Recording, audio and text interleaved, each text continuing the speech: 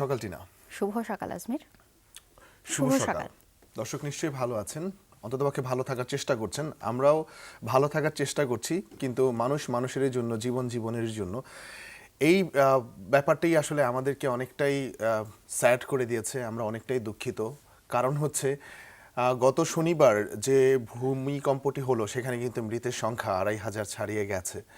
এখনো উদ্ধার অভিযান চলছে এবং আশঙ্কা করা হচ্ছে মৃতের সংখ্যা আরও বাড়তে পারে। আর আমরা প্রত্যেকদিন গতকাল বলি, তার আগে থেকেও সবার মনে হয় নেপালের পাশাপাশি নেপালের বন্ধুদের শুধুমাত্র যারা আছে তারা নয়, পুরো পৃথিবীর এটাই প্রার্থনা ছিল যে যত বেশি জীবিত সবাইকে উদ্ধার করা যায় ততই মঙ্গলের আর কি।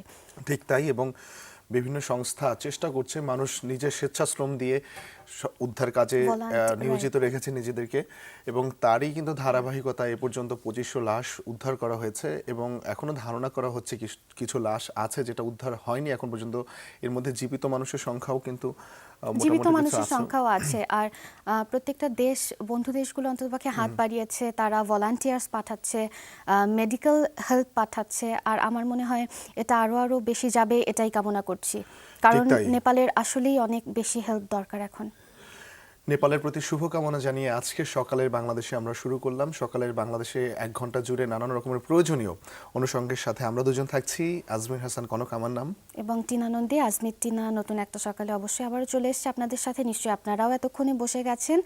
আর আমাদের দেশের ইস্যুগুলো নিয়ে যদি আসি, তাহলে আজ রাতটা পোহালি কিন্তু সিটি নির্বাচন শুরু হচ্ছে। তাই আজ হয়তো পাবলিক ট্রান্সপোর্টগুলো অনেকটা নেই। আপনারা যারা কাজে বেরোবেন, অন্ততপক্ষে পাবলিক ট্রান্সপোর্টের উপরে ডিপেন্ডেন্ট যারা, তারা সময় হাতে নিয়ে বেরোন, খোঁজ নেন কিভাবে করে যেতে পারবেন আপনার গন্তব্যে, কারণ পাবলিক ট্রান্সপোর্টের সংখ্যা অনেকটাই কমে গেছে, যেটা কালকে হয়তো আরোই পাওয়া যাবে না। তো সিটি নির্বাচন নিয়ে এইটা মাথায় রেখেও কিন্তু আমাদের আজকের মুভমেন্টটা ঠিক করতে হবে।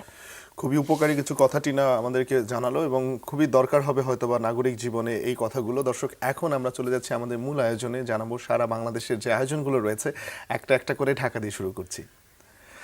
যারা ঢাকা রয়েছেন, গ্যালারি চিত্রকে শিল্পী সুকুমার পালের ৮১টি শিল্পকর্ম নিয়ে ৮ দিন ব্যাপী ফিরে চলো মাটির টানে ২ শিরোনামে স্বরচিত্র প্রদর্শনী কিন্তু রয়েছে। এই প্রদর্শনীতে স্বরচিত্রের সাথে যুক্ত হয়েছে শিল্পীর কিছু অনবদ্য ড্রয়িং। প্রতিদিন সকাল ১০টা থেকে রাত ৮টা পর্যন্ত চলবে এই প্রদর্শনী, এবং শেষ হবে ২ মে, অর্থাৎ ১ মে রাত পর্যন্ত কিন্তু চলবে এটি। চমৎকার একটি আয়োজন। আরও একবার ঢাকার আয়োজন, গ্যাটে ইনস্টিটিউটের উদ্যোগে ৫০টি ছবি নিয়ে ধানমন্ডি ড্রিক গ্যালারিতে ১৩ দিন ব্যাপী চলছে from Kabul to Kolkata of belonging, memories and identity প্রদর্শনী। শিরোনামটি জানালাম এতক্ষণ। এই প্রদর্শনী খোলা থাকছে বেলা ৩টা থেকে রাত ৮টা পর্যন্ত, এবং এটি চলবে ৬ মে পর্যন্ত। জানাবো ঢাকার আরও একটি আয়োজন, সত্যজিৎ রায়ের চলচ্চিত্র নিয়ে ধানমন্ডির EMK সেন্টারে চলছে ৫ দিন ব্যাপী সত্যজিৎ রায় উৎসব ২০১৫। প্রতিদিন ছবি শুরু হয় সন্ধ্যে ৬টায়। ৩০ এপ্রিল উত্তরণ প্রদর্শনের মাধ্যমে শেষ হবে এই উৎসব। ঢাকার আরেকটি আয়োজনে বা ঢাকা ইউনিভার্সিটি ফটোগ্রাফিক সোসাইটি এবং বাংলাদেশ শিল্পকলা একাডেমির যৌথ উদ্যোগে দ্বিতীয় জাতীয় আলোকচিত্র উৎসব ২০১৫ চলছে। আজই এই উৎসবের শেষ দিন। সারা দেশের স্কুল, কলেজ এবং বিশ্ববিদ্যালয় পড়ুয়া আলোকচিত্র প্রেমী ছাত্রছাত্রীদের পাঠানো ছবি নিয়েই এটি আয়োজন করা হয়েছিল। ঠিক তাই, এবং অনেকে কিন্তু অংশগ্রহণ করছে বা করবে। এবারে জানাবো সিলেটের মৌলভীবাজারের একটি আয়োজন। মৌলভীবাজারের শ্রীমঙ্গলে সচেতন নাগরিক কমিটি সনাক TIBর ইয়েস ফ্রেন্ডস অ্যান্ড ইয়েস গ্রুপের উদ্যোগে ৪ দিন ব্যাপী চলছে দুর্নীতি বিরোধী বাইসাইকেল র্যালি, শপথ গ্রহণ ও প্রচারণা। জেলা শহর ঝালকাঠির একটা খবর এবার। শেরে বাংলা একে ফজলুল হকের ৫৩তম মৃত্যুবার্ষিকী উপলক্ষে আলোচনা সভা এবং পুরস্কার বিতরণীর আয়োজন করেছে শেরে বাংলা একে ফজলুল হক ইনস্টিটিউট। সাতুরিয়ায় সংগঠনটির নিজস্ব ভবন চত্বরে আজ এই কর্মসূচি অনুষ্ঠিত হবে, এবং এখানে প্রধান অতিথি হিসেবে উপস্থিত থাকবেন ঝালকাঠি জেলা পরিষদের প্রশাসক সর্দার মোহাম্মদ শাহ আলম। এবারে জানাবো কুমিল্লার একটি আয়োজন। কুমিল্লা জেলার বুড়িচং উপজেলার ময়নামতি পাহাড়ে ২১ এপ্রিল থেকে শুরু হয়েছে মাসব্যাপী শতবর্ষের ঐতিহ্যবাহী ময়নামতির বৈশাখী মেলা।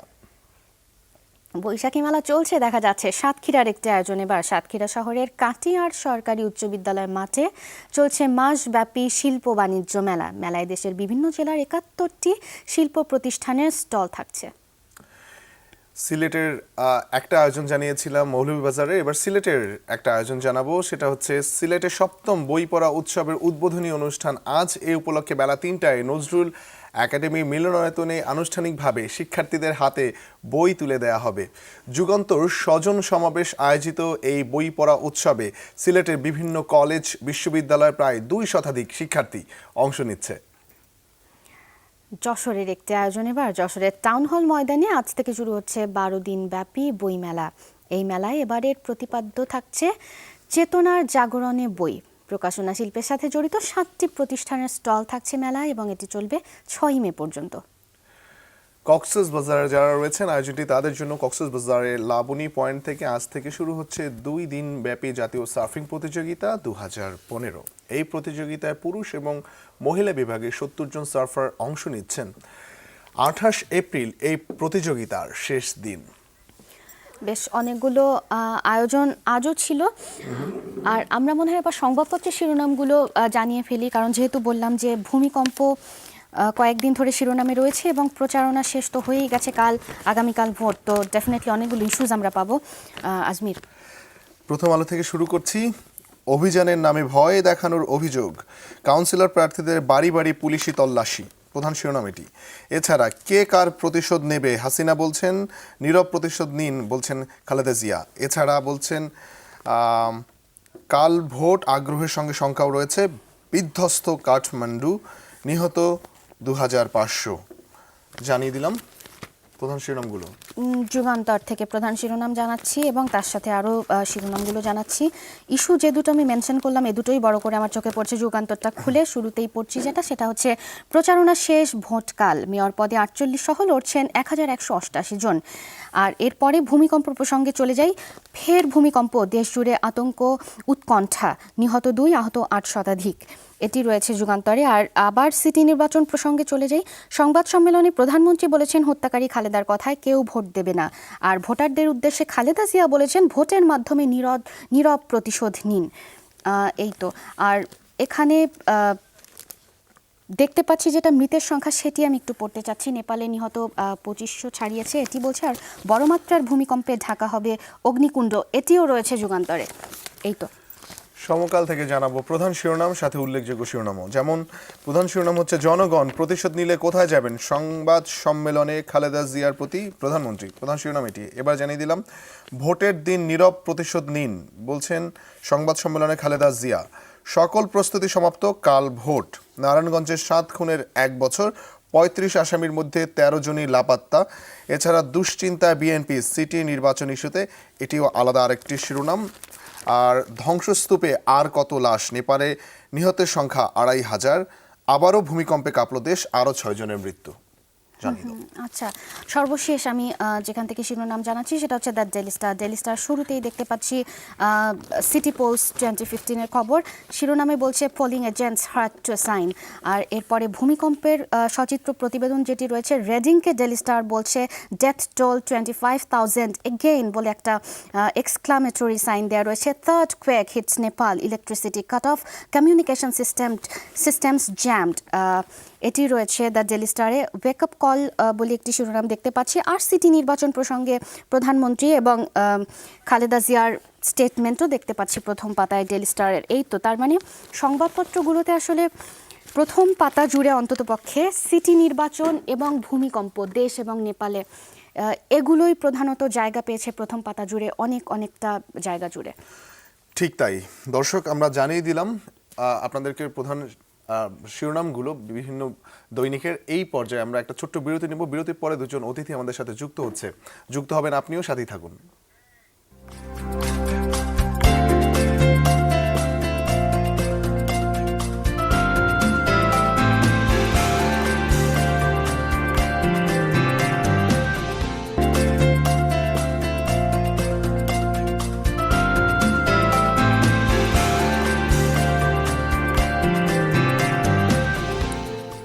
দর্শক, বিরতির পরে স্বাগত জানাচ্ছি। সকালে বাংলাদেশের সাথেই আপনারা রয়েছেন। আর বিরতির আগে বলে গিয়েছিলাম যে দুজন অতিথি যুক্ত হবে আমাদের সাথে। একেবারেই তাই, আমি আলাপ করিয়ে দিই, পরে বলছি ওদের এখানে নিয়ে আসার কারণটা। আমার একেবারে ডান দিকে রয়েছে সামিদ সাইম উত্তরণ। ও তৃতীয় বর্ষের স্টুডেন্ট, ইন্ডিপেন্ডেন্ট ইউনিভার্সিটিতে পড়ছে, ট্রিপল ই পড়ছে উত্তরণ। আর একেবারে ডান দিকে রয়েছে, ওর ভালো নামটা না অনেক টাফ, বড় সড়ো একটা নাম আছে, ওর ছোট নামটা হচ্ছে প্রমা। তো প্রমা বলেই ডাকছি ওকে। ও second year student, Bangladesh medical কলেজের স্টুডেন্ট। তবে শিক্ষার সাথে আজ ওদের এখানে আসার কোনো যোগাযোগ নেই আর কি। আজ ওরা এখানে যে জন্য এসছে সেটা হচ্ছে ওরা দুজনেই কালকে নতুন ভোট দিতে যাচ্ছে। আগেই বলেছিলাম না, রাত পোহালি ভোট, যেটা বলার কিছু নেই, নতুন করে সবাই জানি আমরা যে রাত পোহালি ভোট হচ্ছে। তো ওরা দুজন জীবনের প্রথমবার ওদের মূল্যবান ভোট কাউকে দিতে যাচ্ছে। সো এই নিয়েই একটু আমরা কথা বলবো। শুরুতে ভোট প্রসঙ্গে আমরা আসছি না একেবারেই। যেটা করি, যেহেতু আমরা সকালের বাংলাদেশ, সকালবেলাতে আমাদের দর্শকদের সাথে শেয়ার করি, তোমাদের সকালটা আমাদের সাথে দর্শকদের সাথে শেয়ার করে এটাই চাইবো। সকালটা কেমন করে, স্টুডেন্ট যেহেতু, সকালের গল্পটা কেমন হয়, কেমন করে শুরু হয়? স্টুডেন্ট আমাদের তো সকালই হয় 9টার পর, তো আজকে একটু আর্লি, বাট আজকে আমি একটু মর্মাহত কারণ নেপালের নিউজটা আমাকে আসলে সাডেন করেছে। আর প্রমার ক্ষেত্রে আমার তাই না, আমার আর্লি ওঠা হয়, আমার 6টার মধ্যে ওঠা হয়ে যায়, যেহেতু আমার কলেজ থাকে সকালে। কত সকালে? আমার ক্লাস শুরু হয় 8:30টায়, আমার বাসা থেকে আচ্ছা। বের হতে হয় 7টায়, সেই জন্য সকালে ওঠা হয়। আচ্ছা আচ্ছা, অনেক সকালবেলা হয়। তার মানে দুজন স্টুডেন্টের সকালের গল্প, দিনের শুরুটা দুজন দুরকম করে পেলাম আমরা। প্রমার সকাল অনেক দিনটা অনেক সকালেই শুরু হয়ে যায়, তোমার একটুখানি ইউজুয়ালি দেরি করে হয় আর কি। স্টুডেন্ট যেরকম হয় হ্যাঁ, কিনা। ও যেভাবে বললো আর কি, স্টুডেন্ট যেহেতু 9টায় শুরু হয় দিন। সেটাই। আচ্ছা, আগামীকালকে ইলেকশন, তোমরা হচ্ছে গিয়ে প্রথম ভোটার হয়েছো। মানে ব্যাপারটা একটু অন্যরকম। আমি যখন প্রথম ভোটার হয়েছিলাম আমারও একটা ভিন্ন রকমের অনুভূতি হয়েছিল, একটু অনুভূতিটা জানতে চাচ্ছিলাম। অনুভূতিটা আসলে অনেক, আমি এক্সাইটেড, কারণ ছোটবেলা থেকে আব্বু আম্মুকে দেখে আসছি ভোট দিতে, হাতের মধ্যে একটু কালি লাগিয়ে ছাপ দিয়ে, তো আমার খুব মানে ইচ্ছা হতো যে কবে আমি দিব, আমার নখে একটু কালি লাগবে, কবে আমি দিব। আর যেহেতু এটা আসলে দেশের জন্য প্রথম কিছু একটা ধাপ আমার পক্ষ থেকে, সেই ক্ষেত্রে এটা তো আমার জন্য আসলে একটা বড় বিষয়, ইম্পর্টেন্ট একটা বিষয়। আচ্ছা, আর উত্তরণের ক্ষেত্রে? আমার ক্ষেত্রে একটু কেসটা একটু ডিফারেন্ট, কারণ আমি এইভাবে চিন্তা করছি যে আমার একটা ডিসিশনের উপর পুরো একটা দেশের একটা ফিউচার, হয়তো সেই স্টেপটা ছোট, বাট এই একটা ডিসিশনের উপর পুরো একটা অনেক লার্জ একটা ডিসিশন, ইফেক্টটা অনেক লার্জ। অত ছোটও নয়, বিকজ মেয়র মানে হচ্ছে কি ঢাকার অভিভাবক আমরা পেতে যাচ্ছি, চিটং এর অভিভাবক পাচ্ছি, মানে ওনাদের উপরে কিন্তু অনেকখানি ডিপেন্ড করবে। মানে একেবারে একটা সিটির অভিভাবকই বলতে পারি আমরা মেয়রকে, দেন ওয়ার্ড কাউন্সিলর রয়েছে। তো এক্ষেত্রে এটা খুব ম্যাচিওরড একটা কথা বলেছো। সো আমি একটুখানি অন্য ইস্যুতেও আসি, মানে আনুষঙ্গিক যে ব্যাপারগুলো ম্যাটার করে প্রচণ্ড পরিমাণে, যেহেতু ইস্যুটাই রাজনীতি, সব থেকে ভাস্ট বিষয়। প্রচারণার প্রসঙ্গে প্রথম আসি, যে তোমরা যেহেতু প্রথম একটা ডিসিশন, দুজনের জন্যই ইম্পর্টেন্ট, দুজনের কথাতেই বেরিয়ে এলো যেটা একটা ইম্পর্টেন্ট ডিসিশন, প্রথমবার নিতে যাচ্ছি, সো ম্যাটার করে দুজনের জন্যই, প্লাস তোমাদের ডিসিশনও ম্যাটার করবে দেশের জন্য। সো প্রচারণাটা এবার যেভাবে হয়েছে, ওটা কি তোমাদের উপরে কোনো ইফেক্ট ফেলেছে, নাকি ডিসিশনটা নিজেদের মতন করেই চিন্তা ভাবনা করেছো কাকে দেবে? প্রচারণাটা কিছুটা তো ফেলেছে, ওকে, কিন্তু মেইনলি ক্যান্ডিডেটদের উপরেই নজরটা বেশি, মানে তাদের কোয়ালিটি বা তাদের ইয়ের উপরে। আচ্ছা, আর উত্তরণের ক্ষেত্রে? আমার ক্ষেত্রে প্রচারণাটা আই গেস একটু এবার এক্সেসিভ হচ্ছে, কারণ রাত দিন এভাবে মনে করেন যে রাস্তায় মিটিং মিছিল, সবসময় পোস্টারিং, আমাদের এলাকা তো পুরো পোস্টার দিয়ে ভরে গেছে, বাসা থেকে বেরোয় খালি পোস্টার। আই থিঙ্ক আমাদের যে এটা ডিজিটাল, আমরা এই যে আমরা কোট এন্ড কোট ডিজিটাল শব্দটা ইউজ করলাম, তো আমরা ডিজিটাল এই যে আমরা কি ইন্টারনেট ইউজ করতে পারি না, আমরা কি ফেসবুক ইউজ করতে পারি না?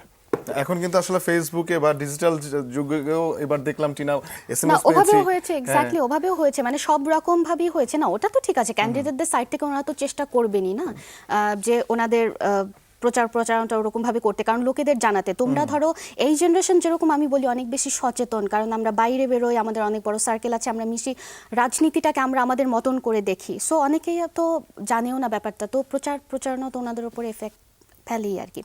তো এক্ষেত্রে আমি তোমাদের দুজনের কাছেই ইন্ডিভিজুয়ালি জানতে চাই, উত্তরণকে দিয়ে শুরু করব। ভোট যাকে দিচ্ছ, কি কি বিষয় তার মধ্যে খুঁজছো যে এরকম হলে একজন ক্যান্ডিডেট আমাকে স্যাটিসফাই করছে, আমি ওনাকেই ভোট করব? আচ্ছা, ফার্স্ট অফ অল আমার দেখতে হবে যে যাকে আমি চুজ করব উনি কি কি ইস্যুস গুলো ট্যাকেল করতে যাচ্ছে, ওকে, এন্ড কিভাবে ট্যাকেল করতে যাচ্ছে। Issues in a sense, for example যে কোনো একটা ইস্যু, সাপোজ মসকিউটো প্রবলেম, বাংলাদেশে অনেক Okay. মসকিউটো। তো এখন আমি এমনি it's না, not না, serious, just for example, just for okay. example. তো বাংলাদেশে মসকিউটো অনেক বেশি, আমরা সবাই ফিল করি। তো এখন একটা ক্যান্ডিডেট এই মসকিউটো প্রবলেমটা সলভ করতে যাচ্ছে, সো উনি সাজেস্ট করলো যে আমি একটা সাপোজ পয়জনাস একটা গ্যাস ইউজ করবো, and I don't support that. Although উনি প্রবলেম সলভ করছে, but his methods are not ethical. Perfect, ethical, right. হ্যাঁ, সো আমি ওনাকে ভোট অবভিয়াসলি দিব না। আমি এমন একজনকে ভোট দিব যিনি আমার পার্সপেক্টিভে আমি যেভাবে প্রবলেমটা ট্যাকেল করতে চাচ্ছি, উনি he will think like that. চিন্তার সাথে মিলবে। হ্যাঁ। এটা তুমি আগে থেকে জাজ কিভাবে করবে? ব্যাকগ্রাউন্ড সেক্ষেত্রে ম্যাটার করছে, যে ওনার এক্সপিরিয়েন্স এন্ড ব্যাকগ্রাউন্ড রয়েছে, রাজনীতির এক্সপিরিয়েন্স রয়েছে, এটা কি ম্যাটার করছে সেক্ষেত্রে? নাহলে তুমি জাজ কিভাবে করবে? এক্সপিরিয়েন্সের চেয়ে বড় যেটা আই থিঙ্ক, আমার পার্সোনাল ওপিনিয়ন, এডুকেশন। ওকে। কারণ একজন একজন যদি এডুকেটেড হয়, সে চিন্তা করবেন না I can solve things differently. Suppose আমি যেখানে আমার পানি জমে, এই এরিয়াগুলো আমি ট্রিট করব, আমার ড্রেনেজ আমি ক্লিয়ার রাখবো। সো এইসব on a different scale, on a more technical স্কেলে যে এই কাজগুলো করতে পারবে, দ্যাটস এ গুড ক্যান্ডিডেট। আচ্ছা, প্রমার ক্ষেত্রে, হ্যাঁ, প্রমার ক্ষেত্রে ব্যাপারগুলো কিরকম? ফার্স্টলি তো এডুকেটেড অবশ্যই হতে হবে, আর দেখবো যে তার কথার মধ্যে তার মানে কাজটা কতটুকু রিফ্লেক্টেড হচ্ছে, মানে সে কথা দিয়ে আমাকে কতটুকু বলতে পারছে যে সে কি করবে, তারপর তো তার কাজ তো দেখবই। আর তার অবশ্যই তার ইস্তেহার, যেটা বলে নির্বাচনী ইস্তেহার, সেটার মধ্যে সে কি কি বিষয়গুলো তুলে ধরেছে, আর সেগুলো বিশেষ করে আমাদের নিরাপত্তা, ঢাকার, তারপর যেহেতু ঢাকা চট্টগ্রাম দুইটা মেইন সিটি, সেই জন্য এটা নিরাপত্তা বা এটা আধুনিক মানে নগরায়ন যাকে বলে, সেগুলো যার ইস্তেহারে বেশি ফুটে উঠেছে সেটাই খেয়াল করব, যে মানে সেটা দেখে সেটা বিবেচনা করে। আচ্ছা, তাহলে উত্তরণ, তুমি কি তাহলে ইশতেহার, তোমার এলাকার যে প্রার্থী যারা রয়েছেন তাদের নির্বাচনী ইশতেহার তোমার এক্সপিরিয়েন্স হয়েছে? মানে দেখেছো কিনা প্রত্যেকের ইশতেহার? হালকা পাতলা। আচ্ছা, Okay. মোটামুটি ভাবে বাট অলরেডি মোটামুটি তুমি ডিসিশন নিয়েছো যে তোমার মানে প্রার্থীকে খুঁজে পেয়েছো কিনা, এটা একটা কোয়েশ্চেন ছিল। আমরা জানতে চাই না, কিন্তু হ্যাঁ, কাকে ওটা তো ভোট করছো reveal সেটা করা ঠিক জানতে হবে চাই না। না এক্স্যাক্টলি, কিন্তু প্রার্থী পেয়ে গেছো কিনা, যে না ইনি আমাকে স্যাটিসফাই করতে পেরেছেন? এখন আমার কাছে যে রিসোর্স আছে, যেভাবে মানে যা আমার অ্যাভেলেবল, তার মধ্যে থেকে আমার সিলেক্ট করতে হবে। Right. So I don't have any other options. হ্যাঁ, হ্যাঁ। সো এর মধ্যে আমি খুঁজে Maximum, বেস্ট right. যে এফোর্ট দিতে চাচ্ছে, সবাই প্রমিস করে সবাই, কিন্তু অনেকে 100% এর মধ্যে 50% করে, কেউ আছে 40% করে, কেউ 80% করে। হয়তো, right. সো আমাকে সেই প্রমিসিং ক্যান্ডিডেটটা খুঁজে বের করতে হবে যে না, দিস ইজ দ্য রাইট গাই। ওকে, এবার আমাদের সময় একেবারেই কম, 1 মিনিটের মধ্যে আমি দুজনের থেকে ছোট্ট ছোট্ট করে জানতে চাই তোমাদের এডুকেশন রিলেট করে, যেহেতু এডুকেশনটাকে তোমরা অনেক মাথায় রেখে ভোট দিতে যাচ্ছ। তুমি ডক্টর, ইন ফিউচার ডক্টর, তুমি ইঞ্জিনিয়ার, তো তুমি কি হেলথ ইস্যুস মাথায় রাখছো, কিংবা তুমি নগরায়ন ইস্যুস এরকম কিছু মাথায় রাখছো, যে এই ফিল্ডে কারা কারা কাজ করবে? কারণ যেহেতু তোমরা ওই ফিল্ডে আছো, পড়ছো, প্রবলেমস ফিগার আউট করতে পারছো তোমরা। এক এক করে শুনবো। প্রমা, হেলথ ইস্যুস কতখানি মাথায় আছে? হেলথ ইস্যুস আছে, বাট শুধু তো হেলথ দেখলে হবে না, মানে সবকিছুই খেয়াল রাখতে হবে। মেইনলি সব দিক থেকে যে বেশি মানে ভালো হবে তাকেই চেষ্টা করব। আর হচ্ছে হেলথটা তো অবভিয়াসলি দরকার, কারণ হেলথ তো একটা, এটা যদি সুস্থ না থাকে, মেডিসিন আমাদের অনেক বড় এবং ইস্যু, বেসিক হিউম্যান নিডস এর একেবারে একটা, হ্যাঁ, একেবারে যে বলা হয় স্বাস্থ্য সকল সুখের সুখের মূল। মূল, একেবারে অন্ততপক্ষে রুট লেভেলের মানুষের জন্য এটা এখন অনেক বেশি হাতের বাইরে। আর উত্তরণের ক্ষেত্রে আমার ক্ষেত্রে যেহেতু আমি ইলেকট্রিক্যাল ইঞ্জিনিয়ার হব, আচ্ছা। সো আমাদের বিগেস্ট ইস্যু হলো লোডশেডিং। ওকে, ও মাই গড, মানে বাংলাদেশে লোডশেডিং। সো এই প্রবলেমটা সলভ করার জন্য আমাদের যেসব স্টেপস নেওয়া দরকার, সেই সব স্টেপস হয়তো it's a big leap for a mayor candidate, এটা আমাদের হয়তো প্রাইম মিনিস্টার, মিনিস্ট্রি লেভেলে ট্যাকেল করতে হবে, বাট আমরা রিজিওনাল লেভেলে যেসব কাজগুলো করতে পারি, আমাদের বিভিন্ন ট্রান্সফর্মার, সাবস্টেশন, এগুলোর ইমপ্রুভমেন্ট, এইসব দিকে অবশ্যই খেয়াল রাখতে হবে। কারণ load shedding not only my issue, it's a national issue. একেবারে। বাহ, মনে হলো আমরা দুজন খুবই ম্যাচিওরড ভোটার। একেবারে ভোটার পেয়েছি আমাদের সাথে। যাই হোক, তোমাদেরকে আজকে এখান থেকে বিদায় জানাচ্ছি। ভালো থেকো, ডিসিশন ভেবে চিন্তে নিও, সঠিক প্রার্থীকে তোমরা ভোট করো। যেহেতু দুজনই উত্তরের, তাই তো ঢাকা উত্তর থেকে পড়ছো, সঠিক প্রার্থী নির্বাচন করো। তোমাদের জন্য শুভকামনা, ভালো থাকো। আর দর্শক, এই মুহূর্তে একটা বিরতি নিয়ে নিতে হচ্ছে আমাদেরকে, আপনারা সাথেই থাকুন।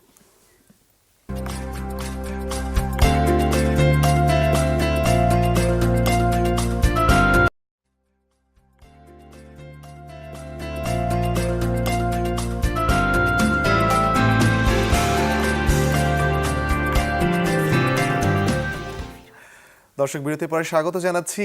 আমাদের এই মুহূর্তে সময় হলো স্টুডিওতে, মানে নিউজ স্টুডিওতে যাবার, সরাসরি চলে যাচ্ছি সেখানে অপেক্ষা করছেন আমাদের সহকর্মী তানভীর আহমেদ ইমন। তানভীর, শুভ সকাল। শুভ সকাল আজমের। দর্শক আমন্ত্রণ জানাচ্ছি যমুনা আজকের হেডলাইন নিউজে।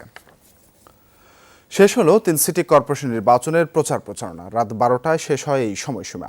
এরপর রাজধানীতে কোনো প্রার্থীকে প্রচারণা চালাতে দেখা যায়নি। ছিল না ভোটের জন্য কোনো মিছিল, প্রচারণা, মাইকিং। তবে বিভিন্ন পাড়া মহল্লায় প্রার্থীদের কর্মী সমর্থকদের তৎপরতা চোখে পড়েছে।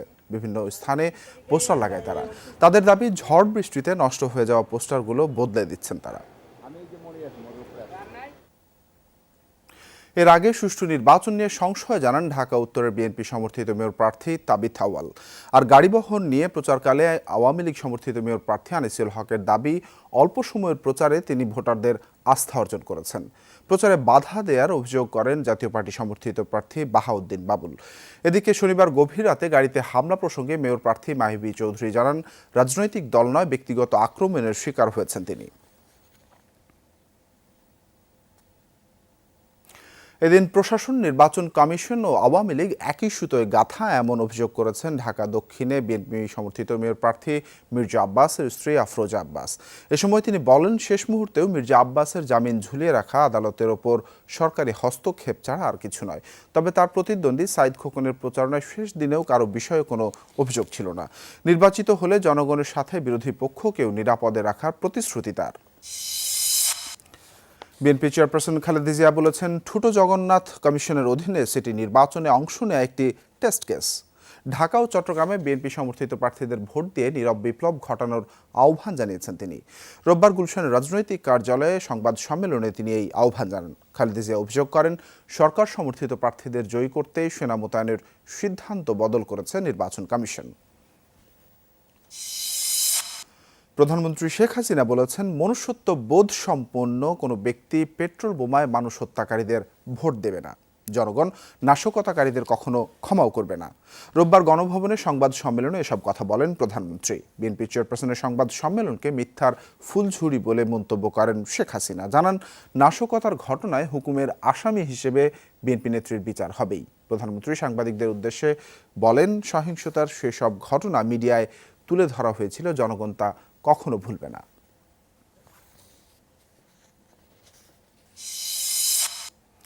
এদিকে বিএনপি চেয়ারপারসন খালেদা জিয়া বলেছেন, ঠুটো জগন্নাথ কমিশনের অধীনে সিটি নির্বাচনে অংশ নেওয়া একটি টেস্ট কেস। ঢাকা ও চট্টগ্রামে বিএনপি সমর্থিত প্রার্থীদের ভোট দিয়ে নীরব বিপ্লব ঘটানোর আহ্বান জানিয়েছেন তিনি। রোববার গুলশানের রাজনৈতিক কার্যালয়ে সংবাদ সম্মেলনে তিনি এই আহ্বান জানান। খালেদা জিয়া অভিযোগ করেন, সরকার সমর্থিত প্রার্থীদের জয়ী করতেই সেনা মোতায়েনের সিদ্ধান্ত বদল করেছে কমিশন। প্রধানমন্ত্রী শেখ হাসিনাকে দম্ভ পরিহার করে গণতন্ত্র ও সংলাপের পথে ফিরে আসার আহ্বান জানান বিএনপি চেয়ারপারসন।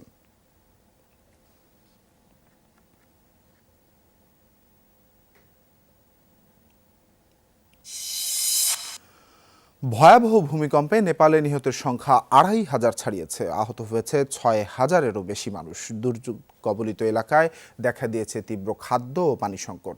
জাতিসংঘের হিসেবে ভূমিকম্পে ক্ষতিগ্রস্ত হয়েছে ৬৬ লাখের বেশি নেপালি। দুর্গত মানুষদের সাহায্যে এরই মধ্যে ত্রাণ ও স্বেচ্ছাসেবক পাঠিয়েছে বিভিন্ন দেশ। বাংলাদেশ ছাড়াও ভারতের ৪০টি এবং চীনের ৬২টি উদ্ধারকারী দল কাজ শুরু করেছে দুর্গত এলাকায়। কিন্তু নতুন করে ভূমিকম্পের কারণে ব্যাহত হচ্ছে উদ্ধার তৎপরতা। এদিকে নেপালে আটকে পড়া ২২২ জন বাংলাদেশি নাগরিক গতরাতে দেশে ফিরেছেন। বাংলাদেশ বিমানের একটি ফ্লাইটে তারা ঢাকার শাহজালাল আন্তর্জাতিক বিমানবন্দরে এসে পৌঁছান। এর আগে দেশে ফেরেন নেপালে আটকে পড়া অনূর্ধ্ব ১৪ প্রমিলা ফুটবল দল সহ ৫০ জন বাংলাদেশি। আর ভূমিকম্পে ক্ষতিগ্রস্ত নেপালিদের জন্য ঢাকা থেকে পাঠানো হয় ত্রাণ ও চিকিৎসা সহায়তা। রোববার পাঠানো এসব সামগ্রীর সাথে সেনাবাহিনীর ৬টি মেডিকেল টিমও আছে। আর এই ছিল এখনকার হেডলাইন নিউজে। ফিরে নিয়ে যাচ্ছি সকালে বাংলাদেশে আজমির এবং টিনার কাছে। আজমির। তানভীর, অসংখ্য ধন্যবাদ জানাচ্ছি এবং আমরা সব শেষ নিউজ আপডেটটা জেনে ফেললাম, এটার জন্য আসলেই অনেক অনেক থ্যাঙ্কস। টিনা, আমি কিছুক্ষণ আগে একটা ভিডিও ফুটেজ যখন ব্রেক চলছিল একটু দেখছিলাম, যেখানে এখনো কিছু মৃত মানুষের উদ্ধার কাজ চলছে এবং সেখানে গিয়ে যেটা দেখতে পেলাম সেটা হচ্ছে গিয়ে এখানে কিন্তু কোনো ধর্মের, কোনো দলের কোনো লোকজন নেই, সবাই স্বেচ্ছাসেবক। এরকম যখন ন্যাশনাল কোনো দুর্যোগ হয়, তো আমাদের রানা প্লাজার এক্সাম্পলই নিয়ে নাও না, এখনই এত বড় একটা ভূমিকম্প হলো, এখানে মানুষ না চিন্তা করে না, মানে ভলান্টিয়ার্স যারা থাকে, মানে বাকি কিছু চিন্তা করার তো কোনো সুযোগই নেই এখানে। মানুষ বিপদে রয়েছে, মানে বাকি কিছু তো মাথায় আসে না তখন। ঠিক তাই। টিনা, আমাদের একটা বিরতির সময় হলো, যদি একটা বিরতি নিয়ে নাও। অবশ্যই তাই, নিয়ে ফেলছি আমরা বিরতি, তবে আপনারা কিন্তু সাথেই থাকবেন।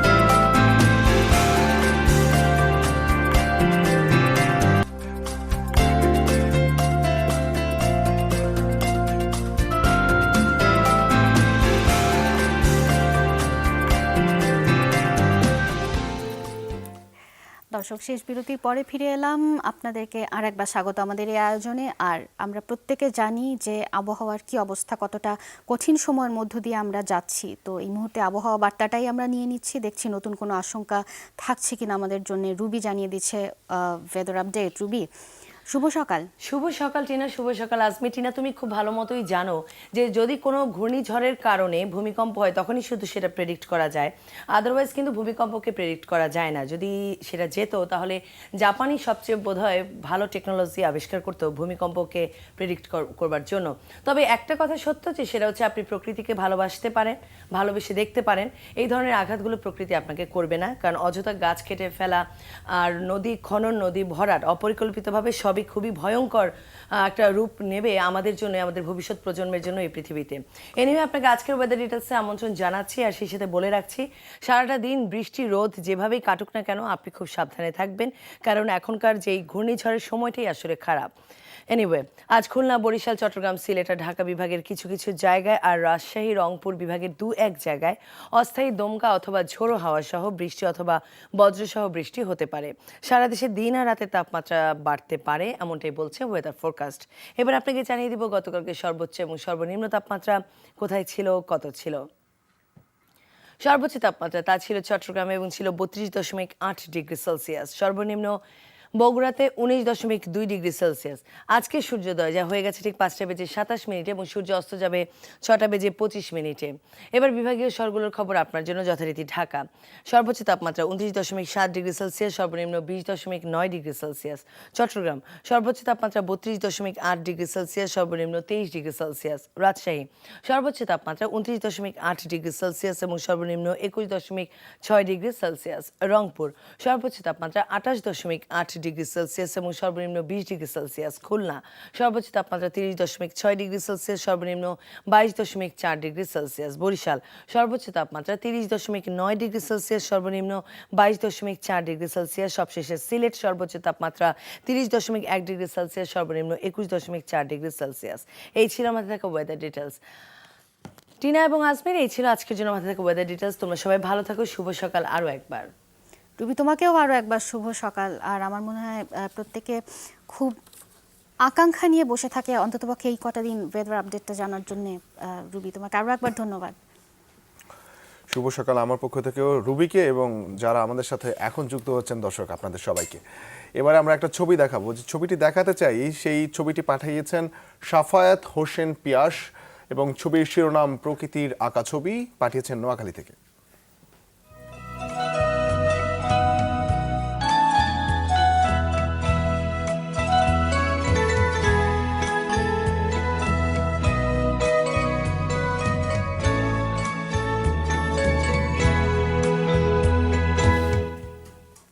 সাফায়াত হোসেন পিয়াস, আপনাকে অসংখ্য ধন্যবাদ এবং পাঠাতে থাকবেন এমনভাবেই ছবি। নোয়াখালী থেকে চমৎকার একটি সুন্দর ছবি আপনি পাঠিয়েছেন, শিরোনামটাও চমৎকার ছিল।